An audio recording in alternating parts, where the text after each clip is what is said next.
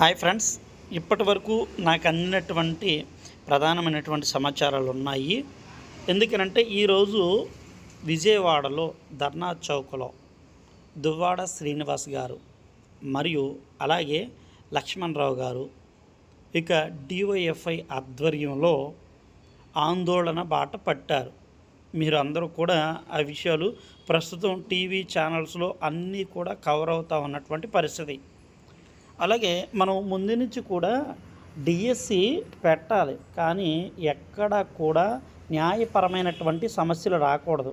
DSC అనేది conduct చెయ్యాలి, కానీ అభ్యర్థులకు వారికి ఎక్కడ ఏ విధమైనటువంటి లోటుపాట్లు రాకుండా ఒకవేళ వస్తే వాటిని ప్రభుత్వము అధికారులు సత్వరమే వాటిని పరిష్కరించేటువంటి దిశలో వెళ్ళాలి. ఇప్పుడు మీరు నిజంగా కింద కామెంట్లు పెడుతున్నారు చూడండి, నాకు మార్నింగ్ నుంచి కాల్స్ చేస్తూనే ఉన్నారు. సార్ ఏంటి సార్ ఈ డిఎస్సి అని. ఇప్పుడు మీకు ముందు నుంచి చాలామందికి చెప్పాం కదండి, అసలు మాక్ టెస్ట్లే సరిగ్గా పెట్టలేదు కదా. ఏదో 2018 రేపు మీరు ఎగ్జామ్ హాల్లో కూర్చున్నప్పుడు అసలు మీరు చదివినటువంటి సబ్జెక్టుకి సంబంధించి కాకుండా క్వశ్చన్స్ అన్నీ డిఫరెంట్గా వస్తే మీరు ఎక్కడికి వెళ్తారో ఒకటి మీరు ఆలోచించుకోండి. అంటే నేను వస్తాయా రావా నేను చెప్పట్లా. అసలు మాక్ టెస్ట్లో 2024, 25 మాక్ టెస్ట్లు ఆ క్వశ్చన్స్ మానేసి 2018, 19 క్వశ్చన్లు పెట్టినప్పుడే చాలామంది అభ్యర్థులు మేలుకోవాలి. రెండోది, ఇక మీకు హాల్ టికెట్ల విషయంలో చూడండి, ఎందుకంటే ఫీజులు అయితే అందరూ కట్టారు కదా. ఫీజులు ప్రతి పోస్టుకి పైగా విద్యాశాఖ చాలా స్పష్టంగా చెప్పింది. అంటే ఒక్కొక్క పోస్టుకి 750 రూపాయలు. ఇప్పుడు మీరు పోస్టులకి అంటే ఒక అభ్యర్థి 4 పోస్టులు పెట్టాడండి, ఒక అభ్యర్థి 3 పోస్టులు పెట్టారు. సో ఆ 3 పోస్టుల్లో ఖచ్చితంగా కన్ఫామ్గా అనుకున్న పోస్ట్ అయితే ఏదైతే ఉందో దానికి మాత్రం హాల్ టికెట్ రాలేదు. మీరు చూసుకోండి. ఇప్పుడు నేను చెప్పట్లేదు కదా, అసలు నాకు ఉద్యోగం వస్తుంది, నేను ప్రిపేర్ అయ్యింది ఈ ఉద్యోగానికి, అది ఎస్జిటీనా, ఎస్ఏనా, టీజీటీనా, పీజీటీనా ఏదైతే ఉందో, సో దానికి హాల్ టికెట్ రాలేదు. అంటే ఉద్యోగం వచ్చేదానికి రాలేదు, మిగిలినటువంటి వాటికి అన్నీ కూడా మాకు హాల్ టికెట్స్ వచ్చాయి. సో ఒక్కొక్కటి ఇక్కడ 2 సెంటర్లేమో ఒక చోటన, 2 సెంటర్లేమో మరొక చోటన. ఇప్పుడు మాలో ఉన్నటువంటి గందరగోళ పరిస్థితి అంతా ఏంటి సార్ అని చాలామంది అభ్యర్థులు వాపోతున్నారు. ఇప్పుడు మీ అందరికీ అర్థమవుతుందండి. చాలామందికి ఏదో ముందు నుంచి చెప్తుంటే సరదాగా జోక్గా తీసుకున్నారు కదా, హాల్ టికెట్లు వచ్చేసినాయి, ఇంత కాదంత, అంత కాదు ఇంత అన్నారు. ఇప్పుడు హాల్ టికెట్లు వచ్చేసినాయి అని సంతోషపడాలా? హాల్ టికెట్లు వచ్చినా కానీ అందులో అసలు ఉద్యోగం వచ్చేటువంటి పోస్టుకి సంబంధించి నాకు హాల్ టికెట్ రాలేదని బాధపడాలా?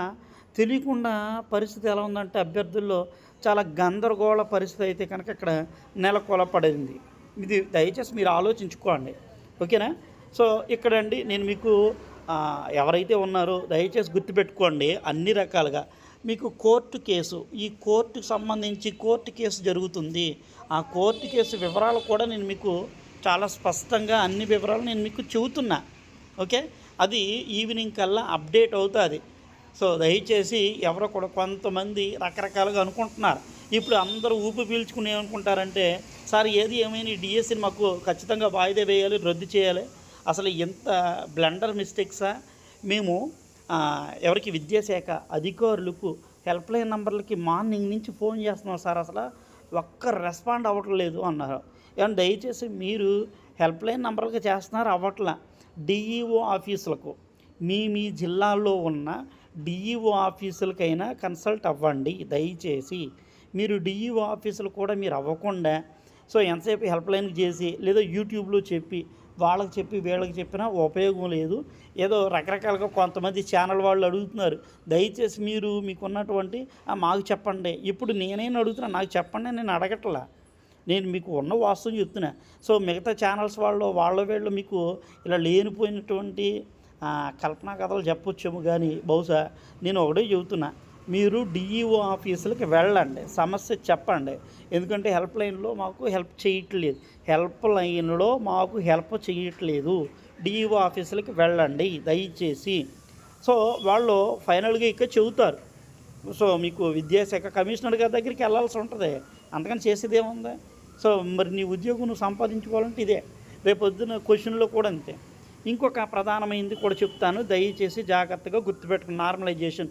ఈసారి నార్మలైజేషన్లో మార్కులు ఎక్కువండోయ్. నేను వాస్తవం చెప్తా, మీరు నమ్మితే నమ్మండి, లేకపోతే లేదు. ఎవరిని మిమ్మల్ని నమ్మించాలనో లేదో వీడియో చేయాలనో చేయట్లే, మీకు వాస్తవాలు తెలియాలన్న ఉద్దేశంతో చెబుతున్నాం. రత్నం సార్ అంటే ఏదో ఊరికి చేసేయడానికి కాదు, నాకేమీ పని పాట లేక కాదు. అదేందా చాలామంది అభ్యర్థులు వేళల్లో ఫోన్ కాల్స్ అండి.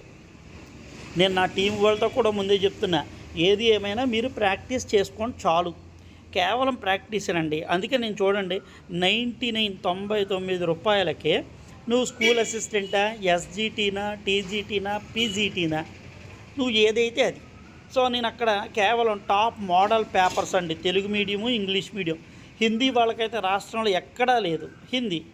ఇలా నేను మీకు కేవలం చూడండి 99కే అది నా WhatsApp number, so PhonePe number కూడా అది. మీరు అమౌంట్ వేసి స్క్రీన్ షాట్ పెట్టండి. ఓకే. సో దయచేసి ప్రతి ఒక్కరు కూడా మీరు ఆలోచన చేయండి. ప్రాక్టీస్ కావాలి అన్నవాళ్ళు మాత్రమే.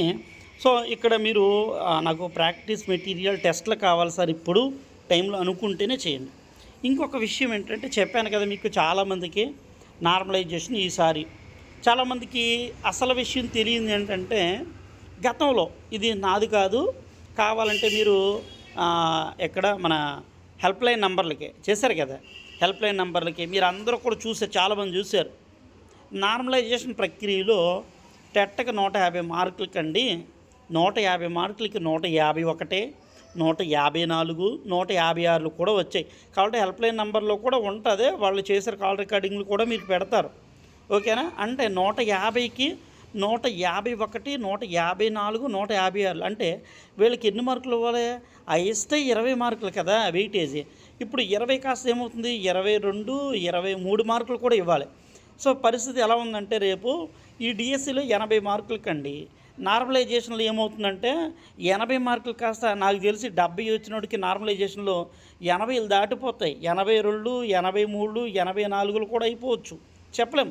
అంటే ఇది ఎక్కడ విచిత్రం అర్థం కావట్లేదు. దేనివల్ల జరుగుతుంది ఇది?